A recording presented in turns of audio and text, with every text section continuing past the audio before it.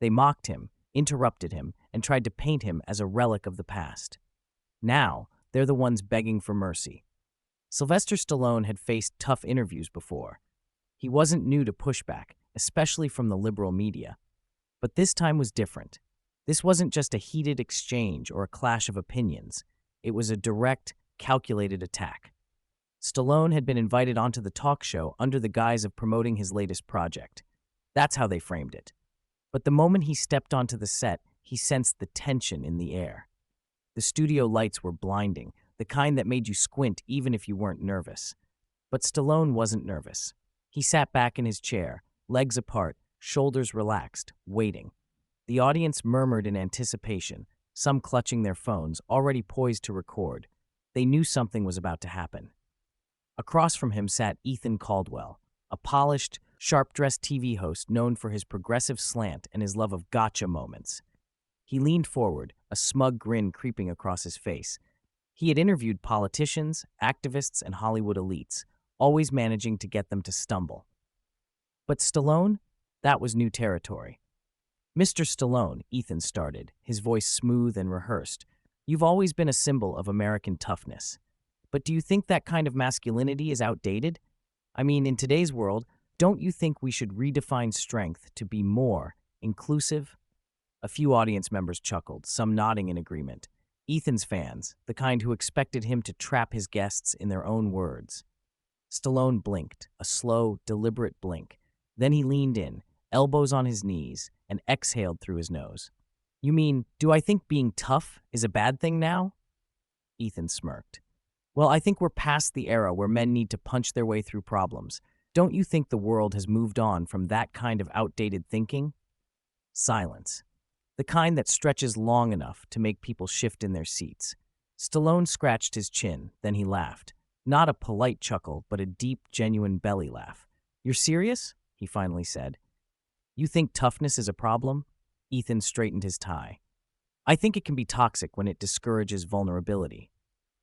Stallone nodded slowly, like he was processing. Then he leaned back, stretching his arms across the back of his chair. "Let me ask you something," he said, his voice low and deliberate. "If someone broke into your house tonight, do you want a tough guy in there, or do you want someone who's going to sit down and talk about their feelings?" The audience let out a few gasps, a few scattered claps. Ethan opened his mouth, but Stallone wasn't done. "See, toughness ain't about punching walls or yelling the loudest. It's about standing your ground when life knocks you down. It's about protecting your family. It's about discipline, respect, hard work. And if you think the world doesn't need that anymore." He shook his head. "Then I don't know what world you're living in, man." Ethan forced a chuckle, but there was a flicker of something behind his eyes. Hesitation. He hadn't expected Stallone to hit back so fast. But he wasn't giving up that easily. "All right," Ethan said, shifting in his seat. "But don't you think Hollywood, and let's be honest, your own movies, have glorified violence as the only solution to problems?" Stallone didn't hesitate. "Hollywood glorifies a lot of things. You ever seen a movie where a guy saves the world by filling out paperwork?" Laughter. This time, real laughter. Even some of Ethan's crew members smirked. But Ethan wasn't done. He still had more tricks up his sleeve. But Stallone, he was just getting warmed up. Ethan straightened his posture, adjusting the stack of cue cards on his lap as if searching for the perfect counterpunch. He was good at this, controlling the tempo, leading his guests down a path where they had no choice but to stumble. But Stallone wasn't playing along. "All right, let's talk about influence," Ethan said, flipping through his notes. "You've built a career playing tough guy characters, guys who solve problems with their fists, guns, or just brute force. Do you ever think about the message that sends? I mean, don't you feel a responsibility to promote, let's say, a more progressive kind of hero?" The way he emphasized progressive, just enough to let the audience know exactly where this was going, made Stallone smirk. He sat up, stretching his shoulders like a boxer getting ready for the next round. "First of all," Stallone said, his voice steady, "I make movies. Movies ain't real. You know that, right?" He raised an eyebrow. "I mean, last time I checked, I never actually went 15 rounds with Apollo Creed. Never took down a whole army with a red bandana and a knife. Never ran up those steps in Philly and single-handedly fixed people's problems. A few people in the crowd laughed, but Ethan stayed firm. Sure, but movies shape culture. Kids grow up watching Rambo and Rocky. Don't you think we should be giving them heroes who solve problems without violence? Stallone exhaled through his nose. Man, you ever seen Rocky? He shook his head. That whole movie was about getting back up when life knocks you down. It wasn't about beating people up. It was about heart, perseverance. And Rambo? He shrugged. That guy was just trying to be left alone. If people had just let him walk through town and mind his business, none of that would have happened. The audience clapped a little louder this time. Ethan's jaw clenched. He knew this wasn't going the way he had planned. Okay, fair enough, Ethan said, speaking softer, more personal. But let's talk about the real world. Let's talk about America right now. We're at a point where people are questioning what it means to be a man, what it means to be tough. And some might argue that your version of toughness, the old school, don't show weakness kind, is part of the problem, that it creates more division than unity. What do you say to that? Stallone let the question hang in the air. He tapped his fingers on the armrest, eyes locked on Ethan. You ever meet a firefighter? He asked. Ethan blinked. Excuse me? A firefighter, a cop, a guy in the military. Hell, even a single mom working 2 jobs just to keep food on the table. You ever talk to those people? You think toughness is their problem? Stallone shook his head. No, man. Their toughness is what keeps the world running. The problem ain't toughness. The problem is people thinking strength is something bad, like it's dangerous. Weakness ain't a virtue, pal. Strength with control, that's what keeps people safe. Somewhere in the back, a man let out a low whistle. The energy in the room had shifted. Ethan was losing his grip. Ethan shifted in his seat. The energy in the room was slipping from his grip, and he knew it. This wasn't going the way it was supposed to. Stallone wasn't fumbling. He wasn't tripping over his words or getting defensive. He was owning the room. And now, the audience wasn't just listening. They were rooting for him. Ethan forced a smile, trying to regain control. I hear you. I do, he said, his voice measured. But let's be honest. There's a difference between being strong and refusing to change. A lot of people would say that your kind of thinking, this old-school mindset, is what's holding society back. Don't you think it's time to move forward? Stallone exhaled slowly, his gaze steady. He could have come back with another joke, another sharp one-liner. But instead, his tone shifted, calm, almost reflective. You ever seen a building being torn down? He asked. Ethan blinked. What? A demolition. You ever watch one? The host hesitated. I mean, yeah, I suppose. Stallone nodded. Takes what? A few seconds to bring it down. A couple charges, a button press, and boom, it's gone. He clasped his hands together. But you ever see one being built? Ethan didn't answer. That takes years, Stallone continued. Brick by brick, steel by steel. Men working day and night, laying the foundation, making sure it can hold up. Now, the people with the detonators, they don't care about that. They don't think about the work, the sweat, the people who risk their lives to build it. They just want to see it come crashing down. The audience was locked in. Nobody moved. You say moving forward, Stallone said. But moving where? Forward ain't always the right direction. Sometimes people get so caught up in change, they don't even stop to think about what they're tearing down. They don't ask if what they're breaking might actually be worth keeping. Ethan licked his lips. He could feel the weight of the moment. He had gone into this interview expecting an easy target, a celebrity who would crack under pressure, a man who could be reduced to a caricature. But Stallone was proving him wrong. And worse, the audience knew it. All right, Ethan said, forcing a chuckle. That's an interesting perspective, but let's be real. Society has changed. We don't live in the same world we did when you made Rocky. People are more aware now. We're thinking critically about gender roles, systemic issues. Thinking critically? Stallone interrupted, raising an eyebrow. Or just criticizing. The crowd erupted. Some clapped, some gasped, and even Ethan's own camera crew exchanged looks. This wasn't just an interview anymore. This was a battle. Ethan held up his hands, trying to regain his composure. Okay, he said over the noise. So let me ask you this. If strength, if toughness is so important, why do you think so many people push back against it? Why do so many people feel like it's outdated? Stallone let the question hang in the air for a beat before leaning in, his voice lower now, almost conspiratorial. Because weak people don't like being reminded they're weak. The crowd exploded. Some stood up, clapping. Others just sat there, stunned. Ethan opened his mouth, but nothing came out. Stallone let the reaction ride out before sitting back. "Look," he said, "I ain't saying everybody needs to be some action hero. I'm saying life's going to throw punches, whether you like it or not. And when it does, the world ain't going to care about your feelings. It's going to ask you one question. Can you take the hit and keep moving forward?"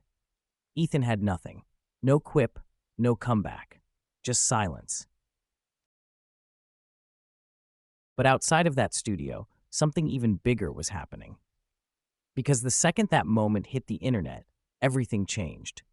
The moment the interview ended, Ethan barely managed to keep his professional smile intact as the cameras cut. But Stallone, he simply stood, stretched his shoulders, and gave the audience a small wave before walking off the set like nothing had happened.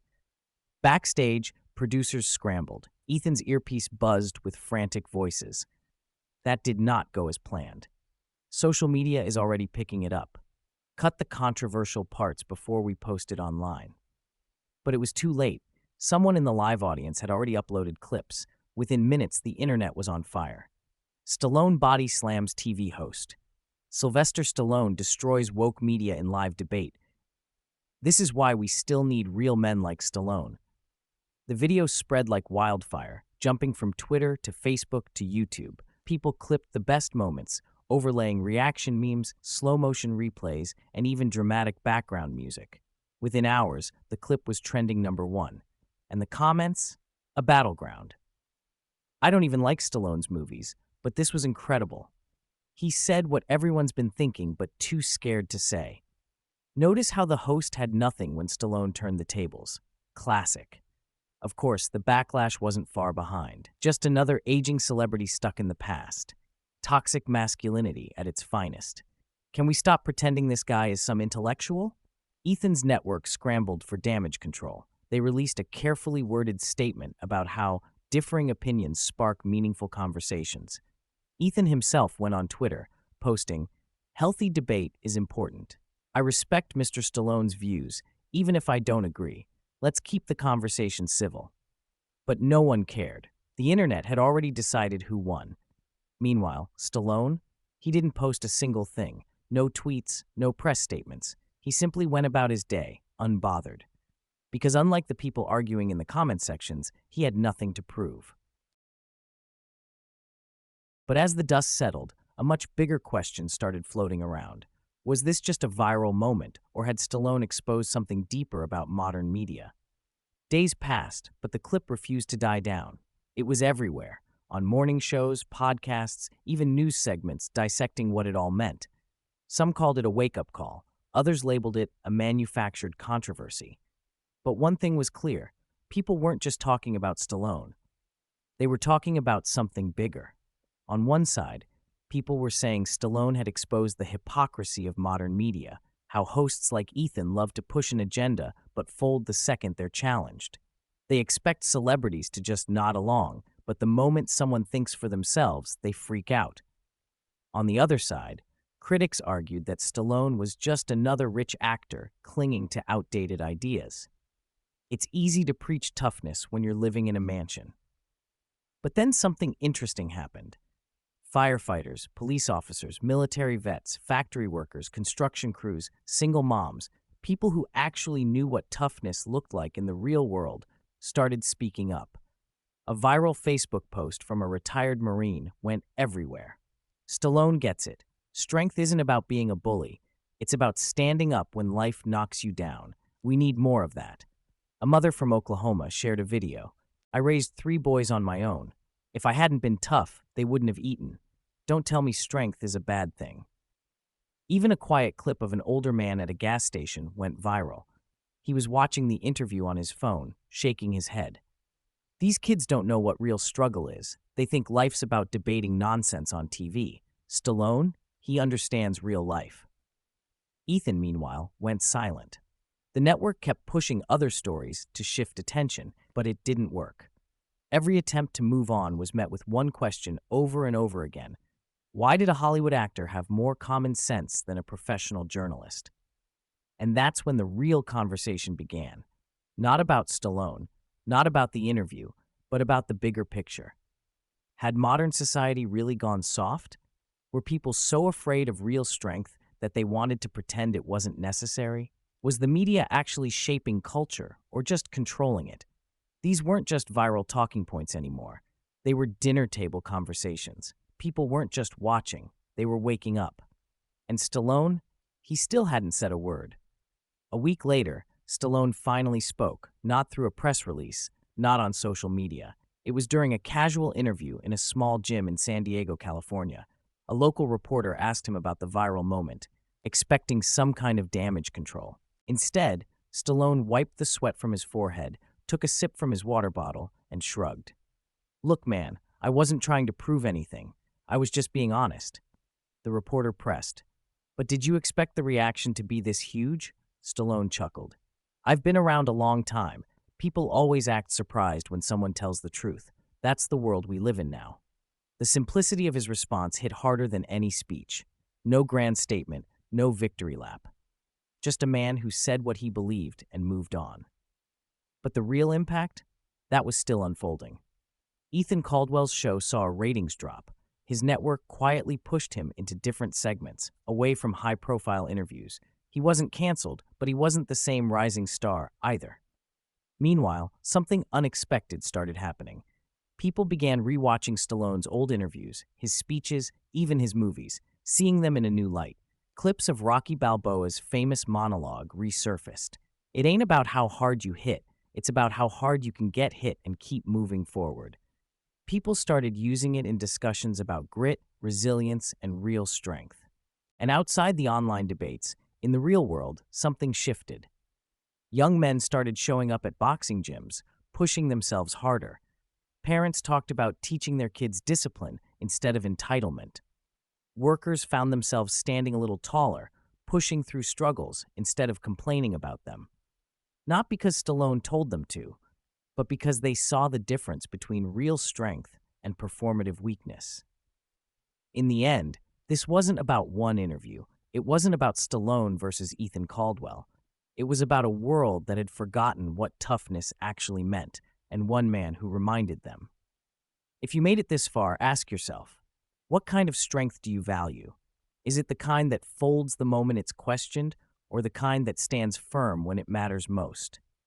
Because at the end of the day, toughness isn't about muscles. It's about resilience, integrity, and the ability to stand your ground when it counts.